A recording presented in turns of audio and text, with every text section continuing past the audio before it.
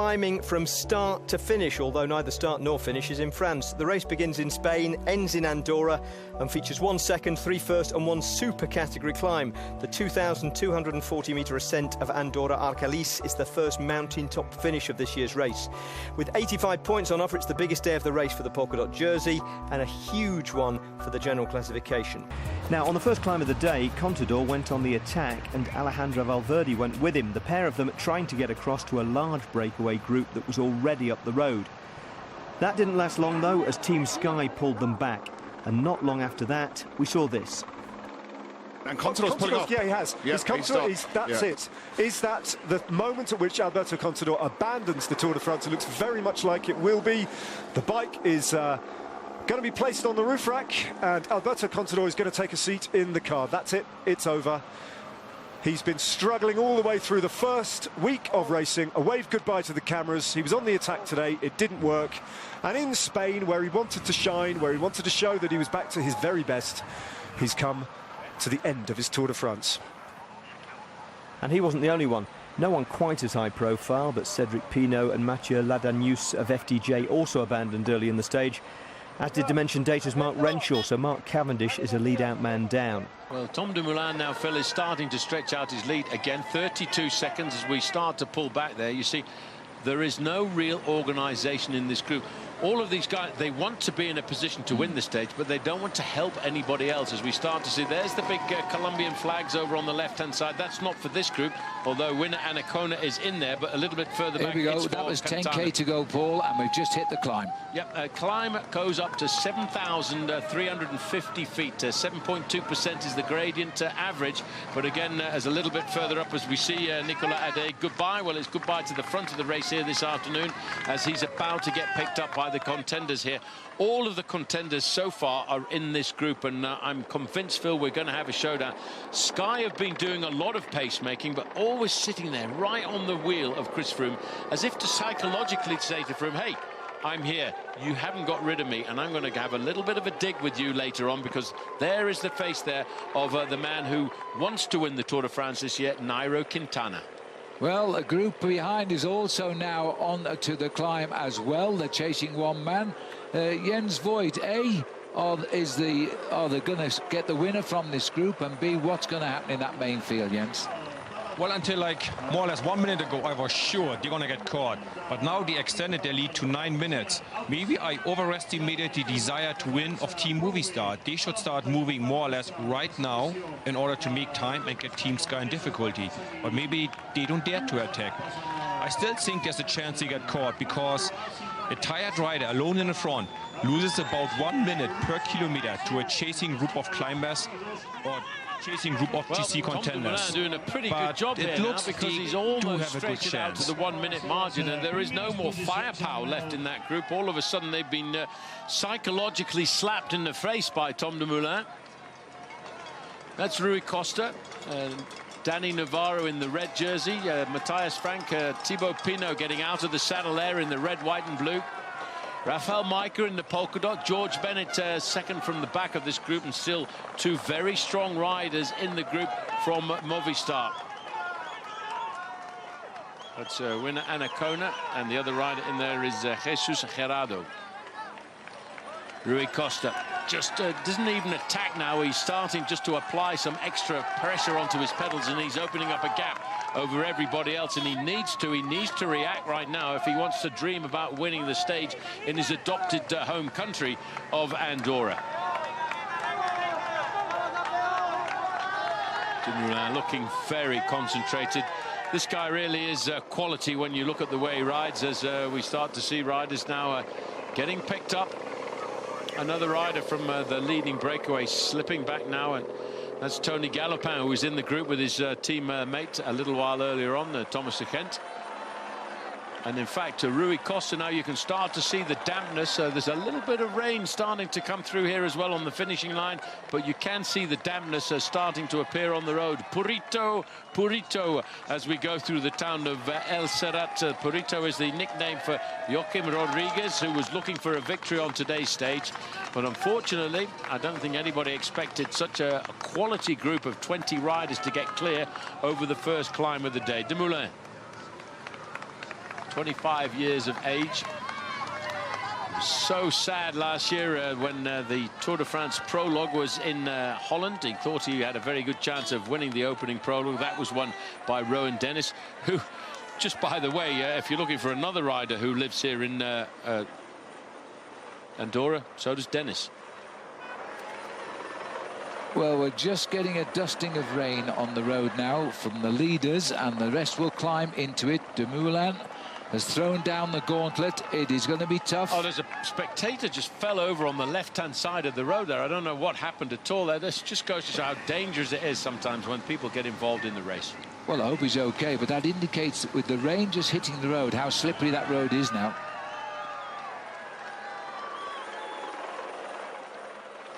Fortunately, we're uphill now, Phil, to the finish, and we don't have any more descents, because I do know from experience in the past that races that have finished in Andorra with rainy conditions, these descents are really quite treacherous.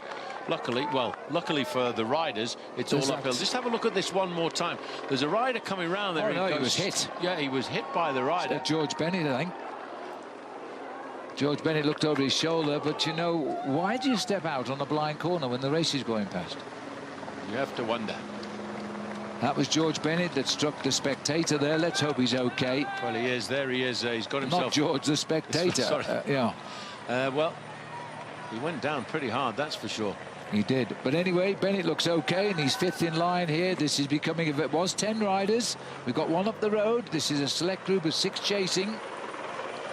Well, that's Pinot now, and they have all scrambled their way back up to Pinot, Rafael Majka and Rui Costa, who looked like he was getting ready for another dig, while Tom Dumoulin won the opening time trial of the Giro d'Italia and led the race for a couple of days as well. Now, he really is getting into a phenomenal time trial position, well concentrated. Well, it's a super move, because here's a man who seemed to be cooked. Has gone out early to see what he can do. I don't think the peloton will close the gap to Tom Dumoulin right now, but will these 5 riders? Rui Costa, Phil, has gone again. He really is looking for every move. He's got fine legs. You know, this man is a former world champion, 3 times winner of the Tour of Switzerland. He, like, well, I mean, when you run down the list of riders who live here in Andorra, he will know this road just as well as anybody else.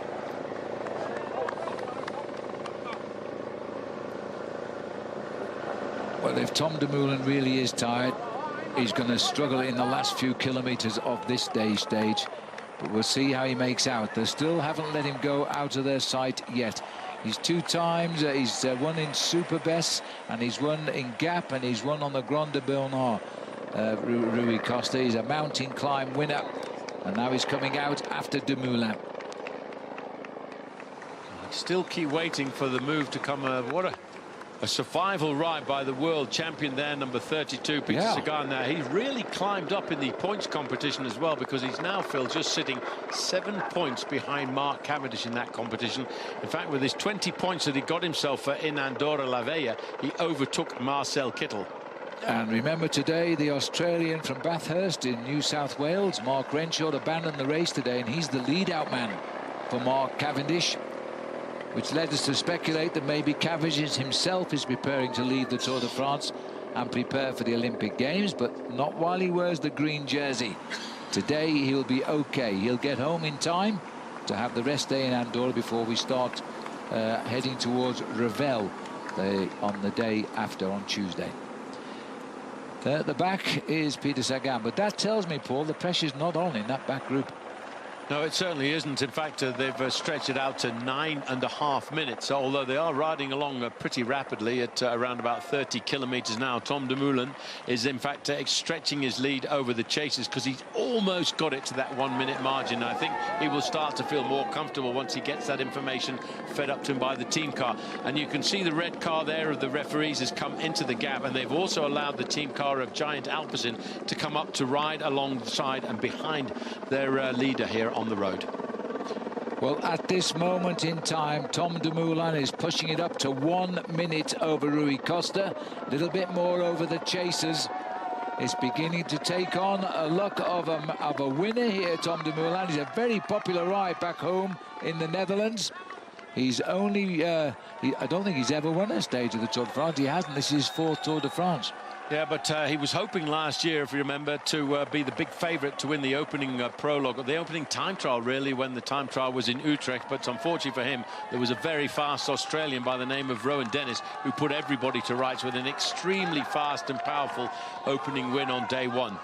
Trying to turn around a sad tour for him last year, because it started in his home country of Utrecht and he missed out on winning the opening time trial. But he was right up there and he got the white jersey as best young rider. Then he crashed on only the third day of the race and it was all over. Quite funny how the race can turn around. Just a few moments ago, Thibaut Pinot, the rider from Française des Jeux, looked like he was in serious difficulty. Now all of a sudden he seems to have got that energy back into his pedaling style. So too with Raphael Michael. Different riders respond differently to different gradients that they go over, and there you can see a little bit further up the road the man who lives here in Andorra. And I wonder whether he'll stay up late tonight watching the football match, because Rui Costa is very much from Portugal, even though he now lives here in the heart of Andorra. Big night whichever way it goes here. The rain is continuing to come down. It is getting darker as well as they get higher. 10 kilometers to go for the Froome group. At 10 kilometers and so far behind, over 9.5 minutes. It's unlikely they're racing for first place, but that's not the name of the game. The Tour de France is won on time, and they've got the most time in that group. And it's goodbye to Peter Sagan now. He's seen 10 kilometers. He'll be happy. He'll be home and dry soon. Well, it's not so dry. Well, maybe not so dry. So as they sit there, everybody asking the question, not least Sky, as to when on Movistar, and in particular Nairo Quintana, going to try and hit them. But at the moment they've got such a grip on the pace at the front, I'm not sure Nairo can do a thing about it. Well, the important thing for Nairo Quintana, Phil, is he doesn't need huge time gaps on a moment like this, but he probably needs to try and pull back 30 or 40 seconds psychologically to have a crack at Chris Froome once we go up to the Alps. And I don't think we'll see him making the move until we get to the last 4 or 5 kilometers closer to the summit, because it's when we get up to the 4 or 5 kilometers to go, we've got a succession of very complicated corners, and that's where the gradient gets a little bit more difficult towards the top of this climb. Oh, I think Navarro's just felt the pace here. Just trying to hang on to the back wheel of winner Anacona, but the other two are moving away. Micah and Pinot battle out the king of the mountains. Well, Jens, you're still out there, even though it's raining. And Pinot's just gone, I think. Pinot's... Oh, has he? Yeah. Let's go. Jens, you're probably seeing the same pictures we are. It looks as though Pinot's in trouble. Yes, it does look like that Raphael Micah just is a little bit more light-feeted. But look at the hailstones out there we have here at the finish line. It is pretty rough now, the weather conditions here. We got hailstones coming down, so the poor riders have no protection on them. It's going to be a tough finish for them. I did say, Jens, that when it rains in the Pyrenees, it rains with a vengeance, and that on the finishing line, a little bit heavier than out there, but not much, because it looks as though the race itself is heading for that storm. Well, look at that. Raphael Micah pedalled across now to Rui Costa, and remember, 50 points at the summit. Micah will keep that polka dot jersey. The finish itself, which is at the moment, it's raining down quite a lot at the moment. It is very, very heavy rain at the finish. The only good news is it might go away before the riders get here. But it is torrential now. Well, those are huge hailstorms coming down. They look to me as if they're even bigger than the jelly beans that we enjoy throughout the year, because they are massive. And the crowd here, I hope they brought up plenty of protection, because we do know that in the mountains the weather conditions really can change dramatically. The race situation can also change very dramatically too as they get closer up towards the summit of this climb. Chris Froome still has 4 riders there. That's why I said you need rather iron-shielded umbrellas here on the finishing line. That is the finishing line of today's stage of the Tour de France. Those brave policemen are pretending that it's not raining at all. See them down there? The peloton in reasonable condition, the Chris Froome group. but they'll be riding up to it shortly. I'll tell you what, Phil, that's not really a peloton anymore, because No. there's been a serious decanting here in the mountains this afternoon. Yes, you've still got Chris Froome there surrounded by his teammates, but there's a lot of riders queuing up. They know when you start to read down the overall classification, Yates, Rodriguez, Martin, Valverde, Quintana, Van Garderen, they are all in this group, and they know that with a good ride today, they can move up into a top 5 position, but they will have to do something rather special. Now, this is a bit of a shock here, because 2 leaders here moving away. That's Wilco Kelderman, number 51 on the inside. He's in a little bit of difficulty going around these steep corners. And the other man is Emmanuel Buchmann, who's the German member, who's expected to stay. These 2 riders look to me as though they're feeling the pace. Now, Kelderman had a problem yesterday. He fell off as well, and now he's losing ground. David Moreno disappearing as well. A serious pressure now being applied. They are now beginning in this group to set up for the attacks on the final run. Pierre Rolland, who was in that accident yesterday, is still hanging on to the back, and I think that was Louis Meintjes. Well, there's Froome sitting behind his teammate still, and look at the face there of Quintana, who sits right behind Froome. Doesn't look like a man who can plan an acceleration right now. Valverde down there in that dark blue jersey, here to help this man in the dark blue jersey. These boys are going to keep the pace so high, they're going to make it impossible for Quintana to attack. Let's not forget, though, that this man is on his own. He's looking for stage victory. Well, the lights are going out there for Walter Poels. He's done the job this afternoon. He's been riding on the front. They've used one rider after another. But as we get closer to the summit, it's just going to get so much more difficult. The leaders have got 5 kilometers to go, more or less here. Rui Costa alongside Rafa Majka. They're trying to pull away from the rest of the breakaway. They're trying to catch up with Tom Dumoulin as they battle on the slopes here. It is an amazing situation. There's Anacona down there, and Thibaut Pinot behind him. The peloton, the breakaway rather, going 2 by 2, just like Noah's Ark. Completely shattered. Everybody in that group, it was 20 riders, then it was 10, and at 5 kilometers to go now, Tom Dumoulin, Phil, is holding on to 3/4 of a minute advantage, and the hailstorms are still battering down here at the finish line. Yes, I was rather hoping it might have been a passing storm, but the storm's found the top of the arcalis at the moment. You can see it for yourself now. The riders are riding into it. And, of course, there's no cancelling the Tour de France. You ride to the rain to the finish. There's time to be won and lost today. Rafael Majka trying to get back into that polka dot jersey tonight. He's past 5k to go.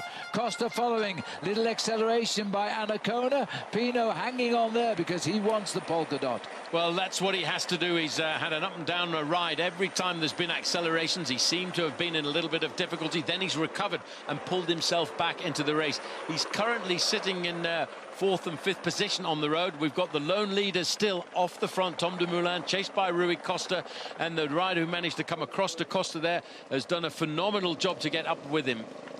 The legs of Team Sky as they continue to drive. Michael Nieve is the man on the front at the moment for Team Sky, not allowing an opportunity in any way for Quintana to attack. And the weather is probably not going to be conducive now.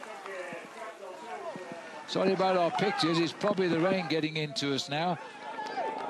This is Nieve, followed by Geraint Thomas. The big boys stay here, now. And then we look at the yellow jersey of Froome. Pierre Rolland has been put into difficulty now. He's slipping off the back. Boy, he's fought today. He has fought to stay in contact, and now it's just a question of limiting his losses on the eve of the first rest day of the Tour de France. I did notice, though, moving up towards the front of this group, getting himself into a position to look for a few seconds here or there, the Irish rider Dan Martin. What about Warren Barguil? He's yo-yoed all day, and he's still with the Froome group here, number 111. Seems to have recovered as the race has got longer. Dan Martin still in this group. TJ Van Garderen still here. The names we've talked about for a long time. Louis Meintjes is just sitting on the back there from Lampre, just hanging in there as we get up further up the road. This is actually the town of Arcalis before we go right up to the summit. This is Arcalis 1900. By the way, the finish is at 2,200. Ski stations all now as we look at the face of Majka of Poland and the champion of Poland as well, as he wears the leader's jersey and the King of the Mountains. Fighting to keep it just now. This is the leader on the road. Took his chance at the bottom of the climb of the arcalis. Looks to me as though he settled right in. Tom Dumoulin, 42 seconds on Micah and Connor, winner Anacona. And then we've got the second chase behind them. A peloton 8.5. They're not going to catch him today. Warren Barguil at the back there, Phil, just struggling, yo-yoing on and off the back, using all of his courage to stay in contact with this group. And I wonder how it feels knowing that his own teammate is riding to a possible victory here. If one man can survive and keep the tempo going like this, it's the man we're looking at here, Tom Dumoulin, an incredible individual time trialist, and he's got himself into that zone right now where he's just concentrated on keeping his rhythm nice and comfortable for his body to take it all the way to the finishing line, and he's still conserving 3/4 of a minute advantage, 42 seconds over the two chasers. Anacona and Micah must be saying, what on earth happened to the sunshine we were in? As we're now seeing riders pass through. This is Nieve. He was the rider who was doing the pacemaking moments ago. Job done. He's still got plenty of guys left to still help Chris Froome. Well, it's 40 seconds, Race Radio is saying. Dumoulin, the interesting thing about a climb like this is once you get up to the zigzag parts at the top of the climb, you can look down the corners to see what your distance is between yourself and the guys who are chasing you. It's not the place to go. What an idiot. Well, Micah had to hesitate. Can you imagine have to correct in your tempo of climbing just to go around a spectator? What is going on? Well, Phil, you've got to cast your mind back to the Tour de France and back. Oh, Dan Martin's on the move. And in fact, that looks like Sergio now, in fact, has made a move Dan early Martin's on. coming, I think. But that is 8 hours gone, yeah. Well, that's a change of tactics. Well, that is a very interesting move by Sergio Henao to put the pressure on everybody else. Dan Martin now has been forced to set the tempo. He's covered there by Chris Froome, but immediately into the Froome slipstream is Nairo Quintana. Well, Dan Martin, whose father was a British champion, has now put in an attack here. Nothing will be known by this man who's ploughing a lone trail through the waterfall of Tom Dumoulin. But Dan Martin kicking like that, he's having a terrific toy, sitting 4th overall, 17 seconds off yellow. First 3 riders get small bonuses. I don't think that'll matter to Dan Martin or Chris Froome today. There is the polka dot, still making his way up. Well, you might be able to hear a strange noise in the background. Well, I can tell you, Phil, that is the hailstones that are coming down on this road. This is an amazing storm that we've got here over the Tour de France here this afternoon. It is bouncing off the road, and it's also, sadly, bouncing off a number of the microphones. I think they've got as much as we have now down there as they come up towards the last 2 miles of the day, 3 kilometres to ride. It's beginning to look a reality here for Tom Dumoulin. It'll go down as probably his greatest win if he can get it. Well, these two guys now, I think they're running out of firepower. Oh, again, Sergio now is putting another attack in here, and he's been covered there by Richie Porte. Look at the size of those. Well, can you believe 1 hour ago they had bags of ice pushing it down the backs of the racing jerseys to keep cool. Now we're in plentiful supply of ice. Here is Richie Porte going at the front, looking over his shoulder. They're beginning to launch attacks and to test Chris Froome. Well, that is the one thing that BMC have been saying all of the time about TJ Van Garderen and Richie Porte. They are a team. They are a pair. They are co-leaders of Team BMC. And to put Chris Froome into difficulty, Richie Porte had to attack. But Froome's going now. Here comes trouble now. Froome, he's got fed up with all of those counter moves. And now Quintana is seemingly the only rider who can hang on to Chris Froome. He's launched an enormous attack. He's about 3.5 kilometres from the finish. Nairo Quintana will not be bothered at all about the accelerations of Chris Froome. He is one of the greatest climbers in the world. Richie Porte, though, is still trying to keep himself right up there. And, in fact, is putting his teammate, TJ Van Garderen, onto the defensive a fraction.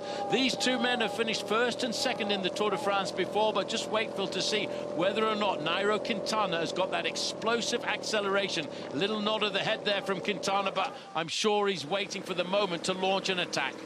Well, at the moment, I'm not so sure. I think he's hanging on, but he's gone forward with Chris Froome. Now there's only 2 of them left, and they've slowed down because Quintana's gone, which has allowed Richie Porte to get on.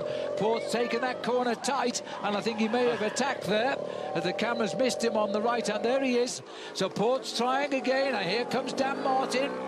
as they try to glue, and also Adam Yates in the white jersey. They're rejoining here. Well, we're having a bit of a sorting out, but I just wonder if the weather conditions are playing a little bit of havoc. There's Louis Meintjes just sitting on the back there for South Africa. Alejandro Valverde is number 12. Roman Kreuziger just in front, a champion of the Czech Republic. But Richie Porte must be ruining the day that he had a mechanical incident on day 2 and lost himself 1 minute and 45 seconds. But he needs to attack to pull himself back into this Tour de France. What season are we in, by the way, Phil, at the moment? Yeah, well, just bordering on winter, I would think, as Tom Dumoulin knows all about hailstones. There's lots of that in Holland this time of the year, as he climbs up towards what is now 4 kilometres to go. Martin. Dan Martin has gone now, and there's a reaction from Chris Froome. Remember that Dan Martin overall is only 17 seconds behind Chris Froome. It's all real time from the pack. No bonuses can be applied back there. He's got to beat Chris Froome by 18 seconds, Dan Martin, today, to be the next leader of the Tour de France. Well, Tom Dumoulin now, Phil, has got 42 seconds over Rui Costa and Rafael Majka. They haven't changed that distance over the last 4 or 5 kilometres. It's been locked in. They tried initially to get across the gap there, but now I think it's very much a status quo. And as we've said, Tom Dumoulin has got a very good reference as an individual time trialist. This is a brilliant performance, I have to say, by Dan Martin. He switched teams during the winter to come across to this Ethics Quick-Step squad, and the team have given the perfect build-up for the Tour de France this year. And Brian Holm told us Dan Martin's going to be good here at the Tour de France. Well, this has now become a real test for Chris Froome, because he's isolated for the moment. All of his team are lagging at the back, including a now there off the back of the group.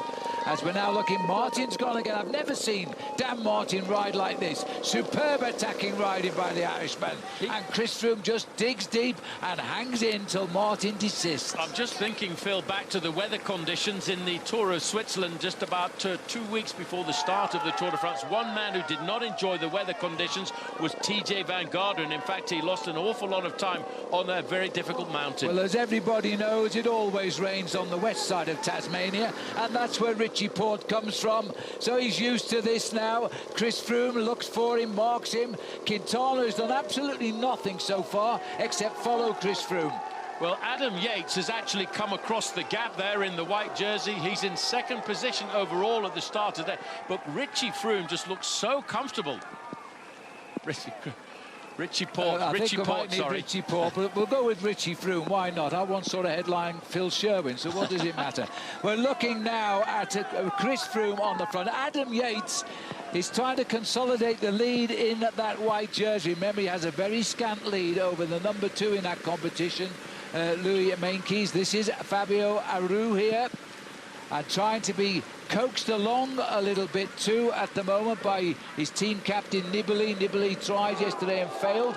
4 kilometres to go for Froome. We haven't forgotten the leader, by the way, but this is the race for the Tour de France. Dumoulin is still clear on his own. Bauke Mollema now starting to make the move in this white jersey. Look at this, Trek Segafredo on the attack, but Chris Froome is being put slightly on the defensive. At the back of this group, number 12 is Alejandro Valverde, but I have to say I also noticed that TJ Van Garderen has dragged himself back up to that group of contenders. Which is good to see. This is the rider blazing a trail through the giant waterfall of the arcalis. 1 kilometre to go as we come up there on that little piece of art that was built in 1937 by Mauro Staccioni of Italy. It's called the Arcalis 91. 1 kilometre to go for Tom Dumoulin as he powers his way towards his first ever stage win in a Tour de France. Very disappointed in his tour so far. He lost a little bit of time, but today the memories might be sweeter. Porte attacks again. Froome reacts. Yates reacts. Quintana follows. This is almost a replay of the Criterium de Dauphiné when Richie Porte and Chris Froome were really exchanging blows. Nairo Quintana decided not to go there, and that's why all of a sudden we've got Nairo Quintana just waiting to see what the reaction's going to be. Martin trying to reach them. He's back on the front of the second group in our picture, trying to get back up to the back wheel of Adam Yates, and here he comes in that dark blue jersey, and now Adam Yates is going. He's had in. Oh, is this Bauke Mollema? It's Bauke Mollema who's gone. Sorry, the white jersey. It's Bauke Mollema who's put in an attack. But again, nobody is able to break the stranglehold of this group. Everybody seems to be put into difficulty, but drags themselves back into the group. This man a little bit further back, this is Fabio Aru, one of the big pre-race favourites, and he, in fact, has gone off the back end of this bus. The fight now is bitter here. Bauke Mollema finished 7th in the Tour de France last year. He's currently 10th in this year's edition. It's the first time he has gone to the front of this race in 9 days, and he's going to make it count. We close in on the finish for Tom Dumoulin. Just 500 metres to go. 2 wins already this year. The opening stage time trial in the Tour of Italy, the time trial championship of the Netherlands, and now he gets his first ever stage win in a Tour de France. And at a day when he went off the back on the second climb of the day, he got back to the leaders and he left them all at the bottom of this giant climb, and he's in the lens of everybody now. Tom Dumoulin coming home as a stage winner of the Tour de France. We'll wait for the salute. It's going to be very brief because you could do with a nice dry shirt. That's an absolutely superb turnaround for this Dutchman. It really is. Well, we're watching the winner here, but I can hear on race radio that Richie Porte has launched another attack. We'll do what we can, quickly switch, but give this man his moment. A superb result for Tom Dumoulin and a great victory for Giant Alpecin as well. Dumoulin is in. Let's get down to the action. Here we are. Porte has desisted, and it's Froome who's come back again. Now, when he's Kieran, was that an attack then by Martin? He's gone on the right of our picture. Well, the spectators are all over the road here, and for me, they're getting a little bit involved, but I could see the black and blue jersey of Martin going. This is the sprint for second position. It's very important for Rafael Majka because he wants to get as many points as possible in the King of the Mountains competition, but I think Rui Costa wants second place. Oh, he's going to give it a good grip here, but he's not going to beat Rui Costa. He gets second and 40 points, and 32 for Rafael Majka, which should give him the lead in the or keep his lead in the King of the Mountains. This is Dan Martin, though, and he really is trying to move himself up in the overall standings. He started the day in 4th position. He really is throwing caution to the wind, attacking Chris Froome from every quarter. And always sitting there, always the shadow to Chris Froome, is Nairo Quintana, and Richie Porte dragging himself back. That's the celebrations just by our commentary box, about the only dry place in the house there. This is Daniel Navarro coming up. He's stayed away from the field. I think he's in 4th place. Not sure when the cameras cut back whether the riders have slipped in, but I think Navarro's going to be 4th. Look at that rain. This is not a shower. Well, it's amazing how it just changed, but it's also amazing the battle that we've seen over the final few kilometres between the overall contenders. A little bit further back, one of the riders, the survivors from Movistar, coming in now. This will be winner Anacona coming up the slope at the moment. He'll make 6th, I think. This is the battle. It's getting darker, not lighter. And out of the darkness comes Dan Martin, being trailed by Chris Froome. This is winner Anacona. I'm giving up now, but I think he's in 6th place, and he's conceded 2 minutes to Tom Dumoulin. Thibaut Pinot coming up in 7th place. He will get some points in the King of the Mountains. I think it's 18. But what a massive shock, what a massive change in the weather conditions here this afternoon. These riders will have to get themselves wrapped up pretty smartish after the finish, and what a logistical nightmare to try and get everybody down off this mountain, which is a dead-end road up here in Arcalis. 2.5 minutes behind the winner for Thibaut Pinot. Well, for what it's worth, I think Pinot's place there will give him the lead in the King of the Mountains by 1 point. As we're watching here now, George Bennett coming in. Diego Rosa. Survivors of a 10-man breakaway that hung on to the bitter end today. I think bitter might be the operational word because the temperature has also plummeted up here. The crowd have been magnificent, sticking it out. Just wish we could get back here to see exactly what's happening. There's TJ Van Garderen That's Joaquim Rodriguez. We're moving forward very quickly here, so they've obviously been left behind by another attack. There's Richie Porte on the right-hand side, Adam Yates in the white jersey, Nairo Quintana, Chris Froome. Dan Martin is riding like a man possessed. He realizes this year is the year that he can do the great job at the Tour de France, and he's dreaming about top 10, top 5, and why not a podium in this Tour? Why not indeed? And what about the British rider Adam Yates, the best young rider? He's only 16 seconds behind Froome, and he's the rider when the 1 kilometre banner fell on him, remember? And he still came up to second place. Froome now stamping on the pedals to try and stretch them once again. Quintana, he's the best limpet in the business, is hanging onto his back wheel.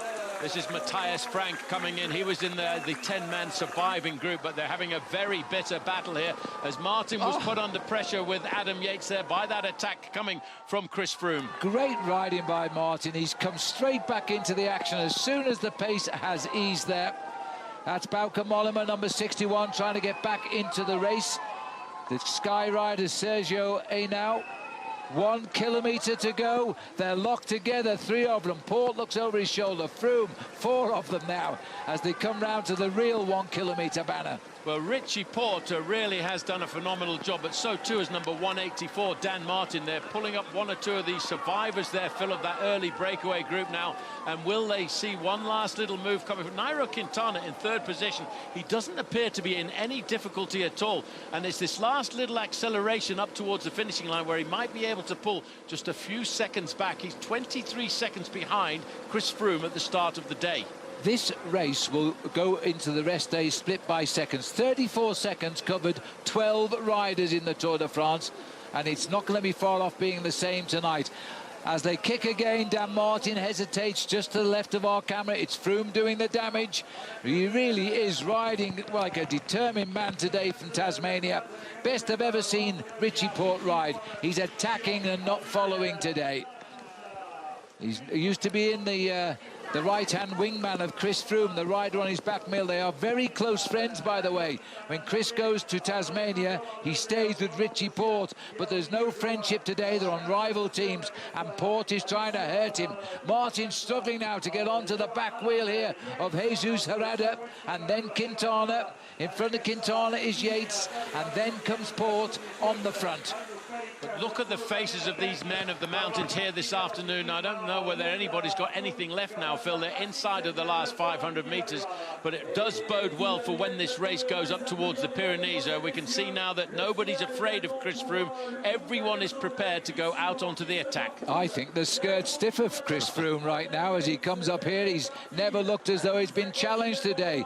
Richie Porte, Chris even chased him, and he's not even a danger to him in the overall. As they 300-metre point now, Richie Porte, maybe they'll let him take the line. There's no bonuses, time doesn't matter. No, Adam Yates, he only needs a few seconds, and that's why immediately Froome chases his countryman.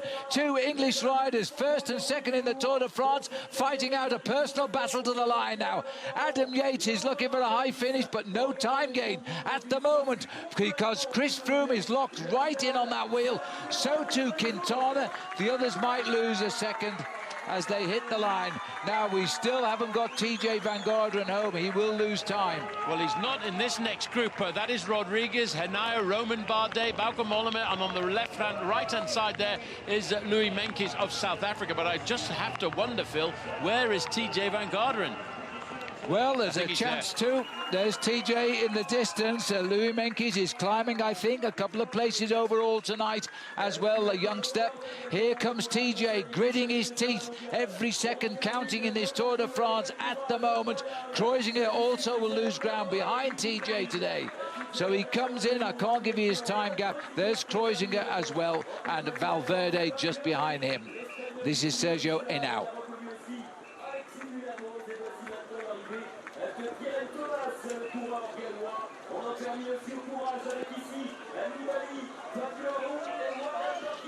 And another rider just losing a little bit of time there, coming in with Vincenzo Nibali, is Fabio Aru. So this mountaintop finish here, look at the flags over on the right-hand side there. You know, a few moments ago, it was still and warm up here at the finishing line in Arcalis, and in the space of 30 minutes, it has completely changed.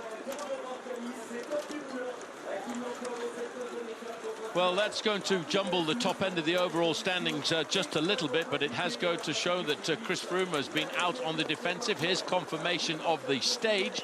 Tom Dumoulin gets himself the victory, 38 seconds faster than Rui Costa and Rafael Majka. Danny Navarro at 1:39, Anna Kona at 1:57, and Thibaut Pinot at 2 minutes 30 seconds. This is Frank Schleck coming in there with Pierre Rolland over on the right-hand side. But look at the time gaps. The time gaps certainly have started to open up here this afternoon. There shouldn't be too much of a change in the top three in the overall standings because, well, maybe Rodriguez might drop down a bit. And Dan Martin, theoretically, with a quick calculation there, should climb up into third place overall.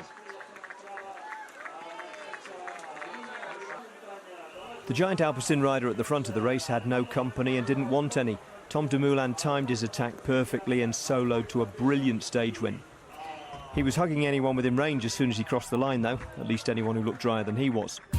So here's the stage result. Dumoulin from Rui Costa, whose sprint for the line cost Rafael Majka the 40 points that would have saved his polka dot jersey.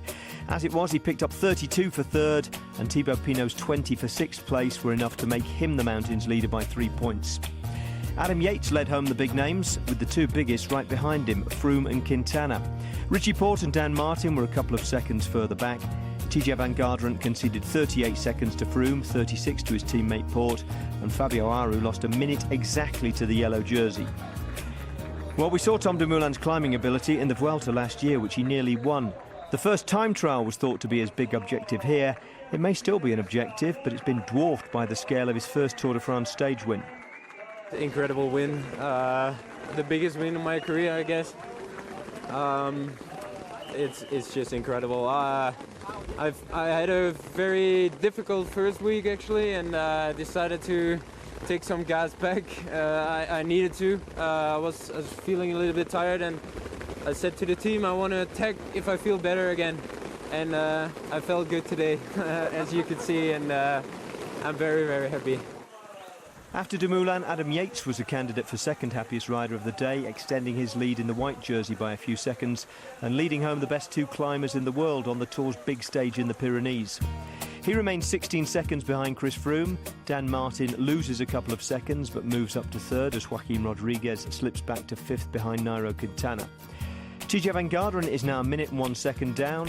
Roman Kreuziger is confirmed as Tinkoff's new leader with the departure of Alberto Contador. Fabio Aru slips from 7th to 13th at a minute 23. So Chris Froome carries the yellow jersey into the first rest day with pretty much all his big pre-race rivals except Nairo Quintana either out of the race or pretty much out of the running. Dan Martin and Adam Yates weren't touted as big pre-race rivals to him but are still in the running. Chris, congratulations, defended the jersey on a very difficult final climb when everything was happening, including the heavens opening. Yeah, definitely. I mean, we went from 35 degrees pouring bottles of water over ourselves and ice down the back to literally getting hailstones falling on us on the last climb, and the temperature dropped right down to 10 degrees. So two extremes there, and that made it quite tough, quite challenging. But all in all, I'm really happy with how it's gone so far. The team has ridden so well. I mean, the guys have just risen to every challenge the last few days and been on the front from start to finish. And that gives me a lot of confidence going forward now. Lots of attacking. I think I'm right in saying the one rider we didn't see attack, or among the riders we didn't see attack, was Quintana. What did you think of him? Yeah, good question. I mean, I kept on at the back of my mind. I was waiting for his attack all the way up the last climb, thinking maybe he's just saving it for one big attack, a K out or something. But that attack never came. He seems to be going well, but right now he's not showing more than anyone else at the moment. Anyone else looking good to you, Chris? Looking particularly dangerous? Yeah, I mean, Dan Martin's been pretty impressive. Richie's up there as I expected him to be. Young Yates, Adam's ridden out of his skin here, so yeah, congrats to him. That's a really impressive ride by him. I was feeling good most of the day, much better than yesterday, and yeah, we have a rest day now, so hopefully we can recover as much as possible, and yeah, see what happens after that. And you coped pretty well with some pretty good climbers attacking off the front there. You could cope with that and then respond. Yeah, a lot of time I wasn't responding straight away. I was just riding my tempo, because at this level, if you go into the bed too much, then yeah, it's game over. You're not going to lose seconds, you're going to lose minutes. So yes, you just have to do what you can do, and yeah, I was fortunate that the legs were there, and yeah, I was in a good position when the big guys started attacking. So yeah, super happy, and as I said, rest day tomorrow. So yeah, grateful for that as well. Mark Cavendish would second that emotion. He held on to the green jersey after coming in 35 minutes down, but comfortably inside the time limit.